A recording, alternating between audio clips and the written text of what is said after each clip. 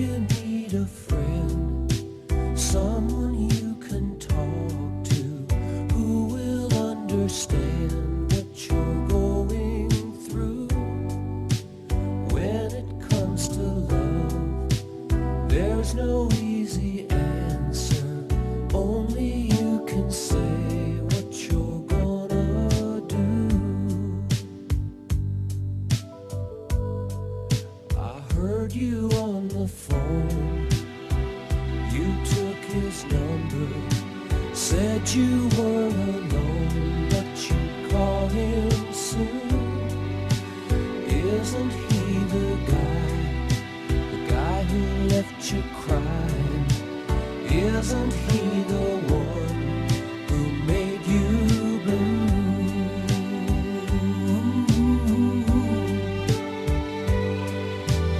When you remember those nights in his arms, you know you gotta make up your Go. Sa bawat pagsikat ng araw, sa bawat pagsalubong ng umagang Sige na. maganda, Go na. tanging nasasambit sa aking maalalahaning Yeah, 10 balita seconds. ay ang mga kabataan mag-aaral. Na kahit araw-araw silang pumapasok, ay hindi pa rin sapat ang edukasyon kung wala itong unlaping itago natin sa hiram na salitang health. Health education. Ito ang tanging kasangkapan ko bilang isang ganap na school nurse. Ang makatulong sa pangangalaga ng kalusugan sa kabila ng kanilang kamusmusang pag-iisip at pangangatawan. Sa madaling sabi, araw-araw ako ay pawang manhid sa pagod sa bawat pagbangon mula sa aking kinahihigaang tigang na kusyon. Dahil bumabangon ako para sa mga bata na siyang nininithing pag-asa ng bayan.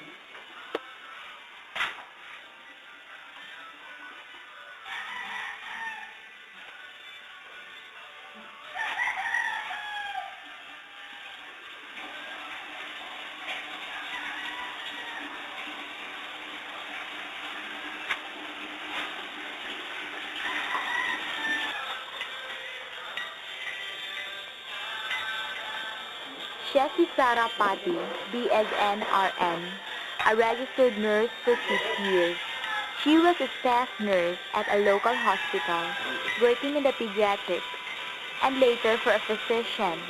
Now, she is working as a school nurse for 2 years at Marikit Elementary School.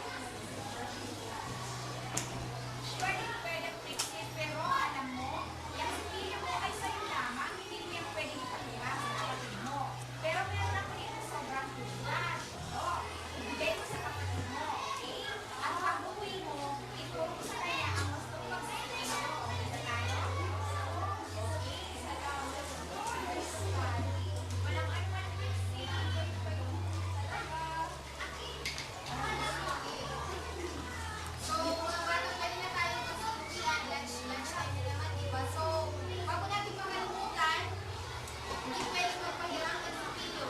Isang sipilyo lang, bawat isang bata. Okay, kuha ba natin mga bata? Yes, ma'am! Okay, very good. Bye, guys! Maraming salamat nga po pala ulit sa naku po, pasensya na po sa mga bata. Talagang naiingay lang po talaga sila. Kasi naman po, grade 3, class section mathematics. Naku, Mama Maria, okay lang yun. It's part and parcel of our chosen job. Sa higher section nga, tulad ng ampalaya at saka bawang, may mga pasaway din. Ganun talaga yung mga bata, hindi maiwasan. Maraming salamat po sa pamilya. By the way, Nurse Sarah, sa susunod na linggo, ano po yung mga dapat activities niyo? Mabuti naman ang naitanong mo yan. Bali, next week, magkakaroon tayo ng PE program. Kasi base kasi sa nakuha namin report, marami naman na rin ng mga estudyante sa paaralan natin. Ano ba naman sabi niyo? Kasi, base sa OPT, ang monthly report ko, mga bata, may mga timbang na nasa category below very normal weight. Buti na lang po at may mga katulad nyo na maiging nagmamagsak sa kalusugan ng mga bata. Huwag po kayong magkatubiling. Sabihin kami kung recommend po namin dyan sa health promotion programs. Sure, ma'am, makakaasa ko kayo, ganun din naman ako sa inyo.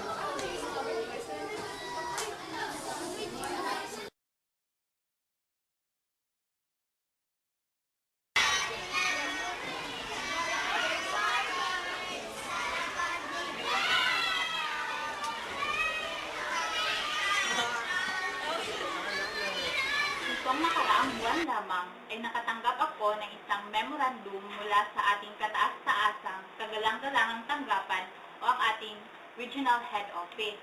Kaya ako ngayon ay nagpatawag ng isang emergency meeting. Base sa memorandum na ito, nalubhang nakakalungkot na mga balita. Dahil pansamantalang pinutol muna ang pagbibigay ng pondo sa ating paaralan. So, kabilang na rin dito ang pagtigil ng ilang programa na ilulunsad ng ating paaralan.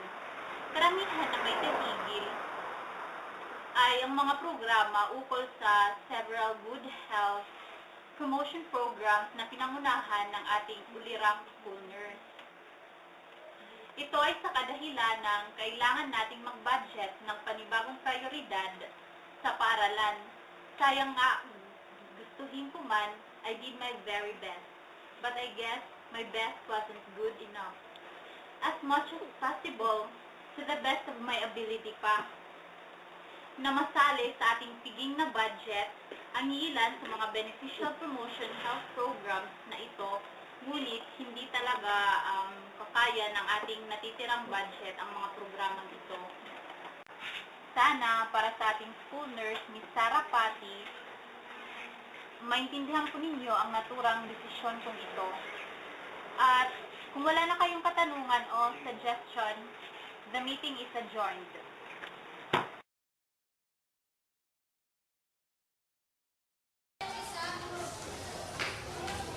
Hello po! Good morning po, Miss Sarah. Ano, good morning? Ano yung book mo? Diba tayo sabi ko, ano yung book mo? Sa susunod na makita pa kita na ganyan ang book mo. Malinis ka sa akin.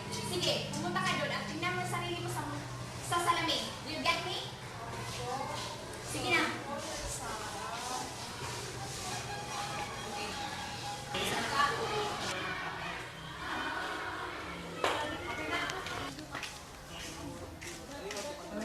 Hello po, Nurse Sarah. Okay lang po ba kayo? Mukhang nagsimangot yata ang angelic face nurse namin. Hindi ako okay. Ano bang pakay mo? Diretsahin mo ako. Ouch, taray. Ma'am, ito po yung monthly weight monitoring ng mga bata. Ano pang importansya nito? Hindi nila binibigyan ng effort. Effort lang ng tayo ng effort, wala ng effect. Okay, pabayaan mo.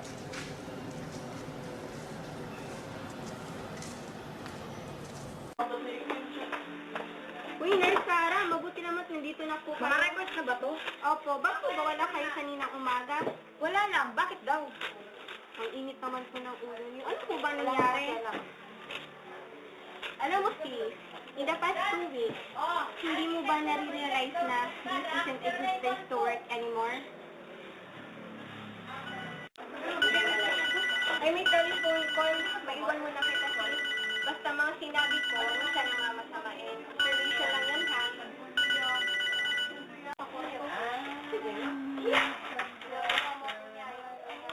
Good afternoon, Nurse Sarah. Ano ba yung